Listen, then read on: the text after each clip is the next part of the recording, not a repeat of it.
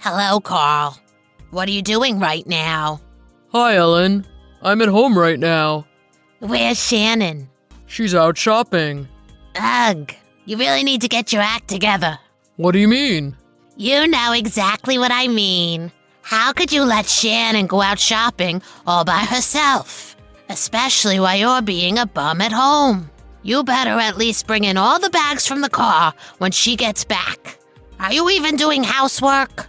Are you doing anything to help your wife at all? I think you might be misunderstanding. Shannon is out right now shopping with a friend. I thought it would be better if I didn't tag along. I don't want to hear excuses. You always try to give some stupid reason why you don't help her as much as you should. How did your parents raise you? Excuse me? Shannon told me all about what you've been doing recently. You don't lift a finger to help out around the house. You go out every night and don't come home until morning. On top of that, you barely make enough to support her. The least you could do is help out around the house. It's not like I'm going out every night to have fun. I make more than enough to support us. On the other hand, though... Don't you dare try and say anything about Shannon. You think you make enough to support the two of you? Then why did she have to start working part-time? You don't appreciate her nearly as much as you should. You don't help at all with chores, and you lay around on the couch on your days off. It's pitiful to try and blame her for anything. You should take a look in the mirror before you say anything about anyone else. It's shameful. Oh, okay. You should be embarrassed for trying to pass the blame onto her when you're the one that doesn't do anything. I ought to have a word with your parents. Oh, yeah. That's right. They've both passed on, haven't they? No wonder you're such a no-good husband. You don't have proper guidance. It doesn't seem like they did that good of a job while they were around, though. Don't you dare bring up my parents. Whatever. I guess I'm not going to make you go chase Shannon down to help with the shopping. Instead, I want you to come here right now. What? I need you to pull some weeds and clean out my closet. Once you've finished, you can look at the door that's been creaking lately. I was just there last weekend. That was then, this is now. I know you're doing nothing at home, especially without Shannon there. Plus, I doubt you have any plans to get up and start cleaning or doing chores. I can't stand by and let you think that kind of behavior is okay. This is the first day off I've had in a while. Please, just let me enjoy my time off. Blah, blah, blah. I don't care. Get over here right now. I'll be sure to beat that rotten attitude right out of you. Since no one else is around to do it, I'll give you the tough love you desperately need. Hey, honey, can I talk to you for a minute? Sure. What's up? I'm in the middle of eating lunch with my friend, though. I've been meaning to talk to you about this. Could you stop talking bad about me to your mother? Things like I don't make enough money or I do nothing around the house? It's really coming back to hurt me. Could you please ease up a little? Why would I do that? I'm just blowing off some steam to my mom. What's the big deal?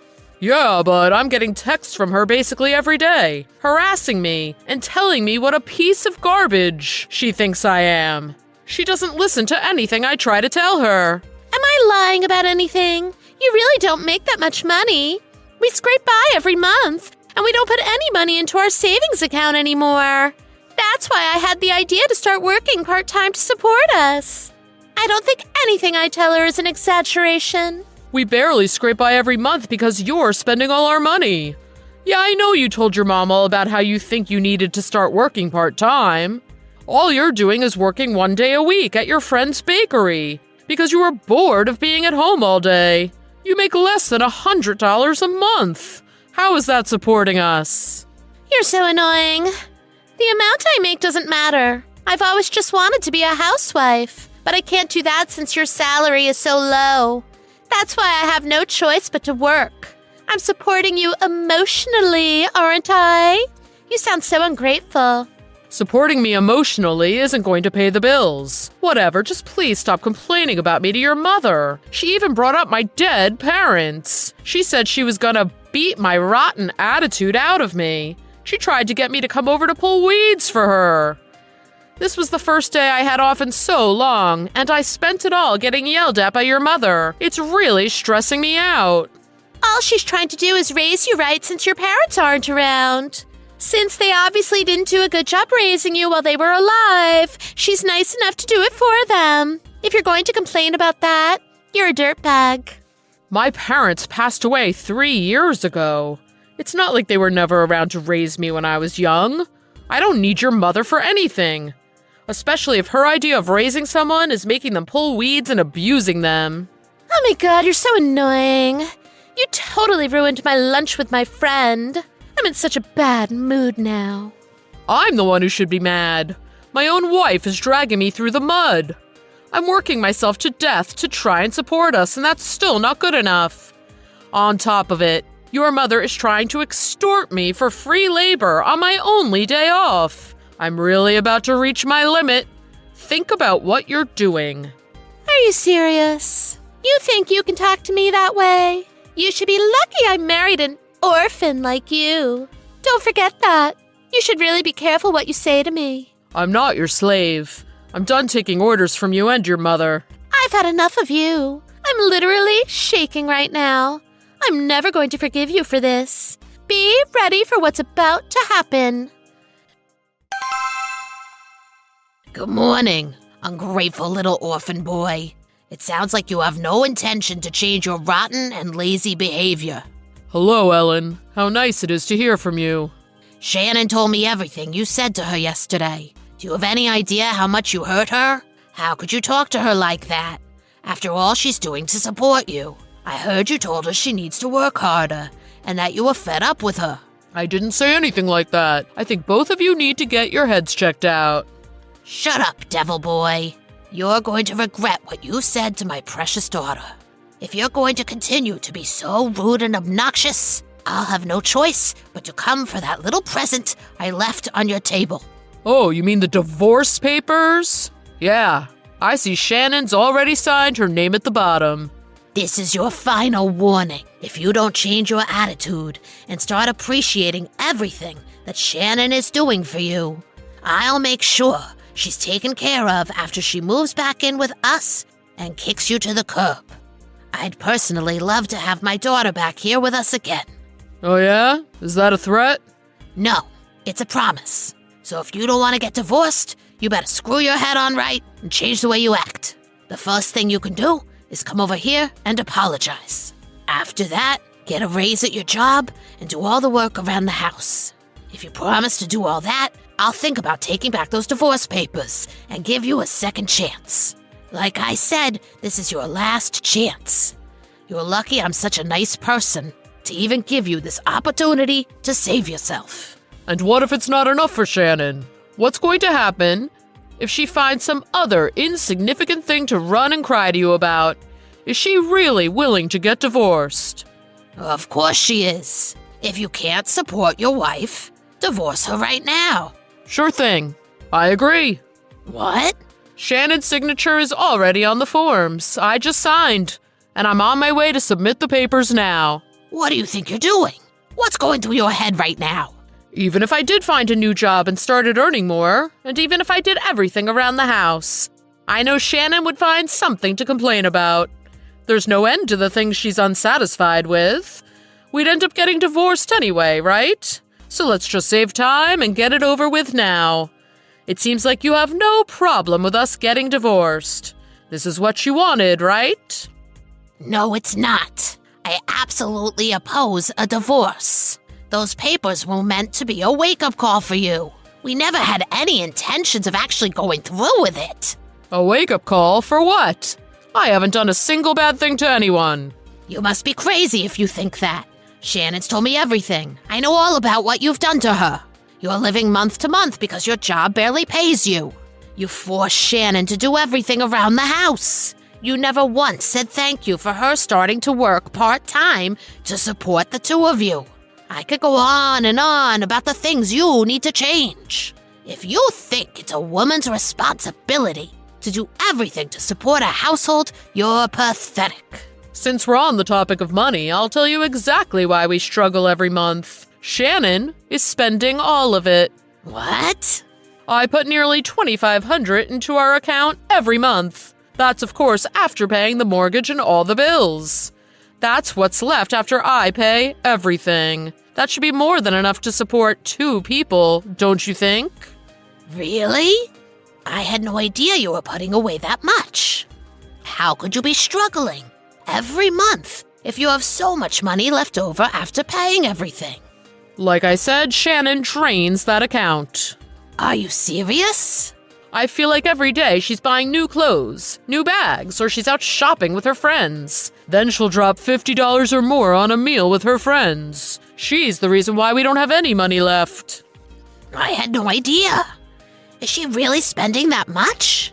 Yes, she is. Another thing, that part-time job you said she's supporting us with?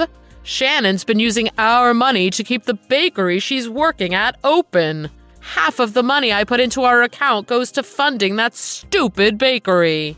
She never said anything like that to me. Why would she do that? The bakery belongs to her friend. She opened it because she said she liked baking bread at home and wanted to turn it into her career. Maybe she should have planned better, because I never see anyone in there. It was days away from going under. That was until Shannon told her she'd make sure to take care of her and make sure the doors stay open. I tried to stop her. She thought she was somehow responsible for saving her friend's business. No matter how much I told her no, and tried to tell her it had nothing to do with us. We had a huge blowout.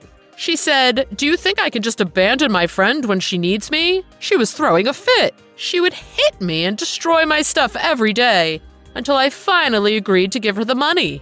I had no choice. I can't imagine her doing that. I've never seen her lay a finger on another person. She's too kind to do that. I never saw you with any scratches or bruises. That's because she only hit me in the spots that clothes cover up. My stomach and back are totally black and blue. She really did a number on me. How on earth was she brought up?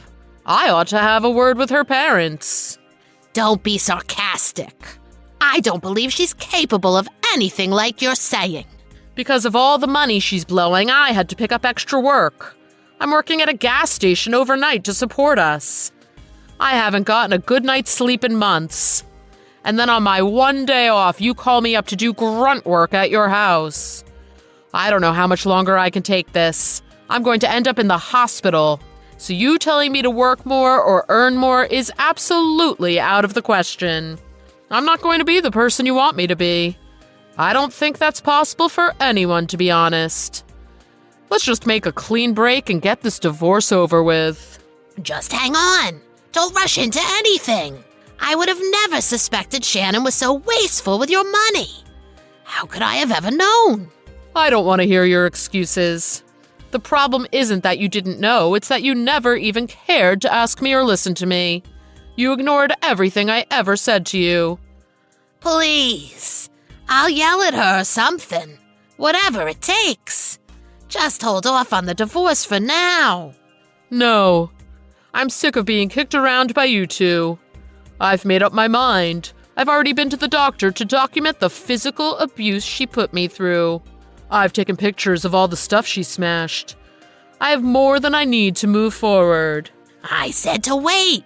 You better believe I'm going to press charges to get paid for my medical bills and the things she broke. I've already been in contact with a lawyer. I put his business card on the kitchen table. You better save his number in your phone, because that's the only way you'll be able to get in touch with me from here on out. That's not necessary. I'm sure we could settle this without lawyers getting involved. Family should be able to work their problems out on their own. Don't you feel that way? No, I don't. Not at all. Family? We're not family. I'm just your slave. I don't want anything to do with you anymore. I've already blocked Shannon's number. I'm doing the same to you. Like I said, you'll be hearing from my lawyer soon. Goodbye. After that, Shannon and her mother came over and made a huge scene to try and get me to stop the divorce. I took everything I needed to submit for the divorce with me and fled the house. I stayed in a hotel for the time being. I gave everything to my lawyer and left the rest up to him.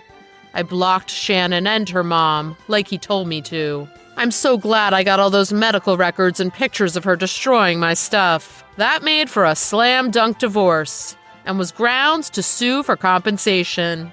It should be obvious, but that little bakery Shannon was working at went under as soon as she didn't have my money to fund it anymore. They closed their doors pretty soon after our divorce. Shannon's friend blames her for it, and they haven't spoken since. Seems like Shannon wasn't ready for the single life. She's been throwing tantrums at home. Her mother doesn't know how to control her.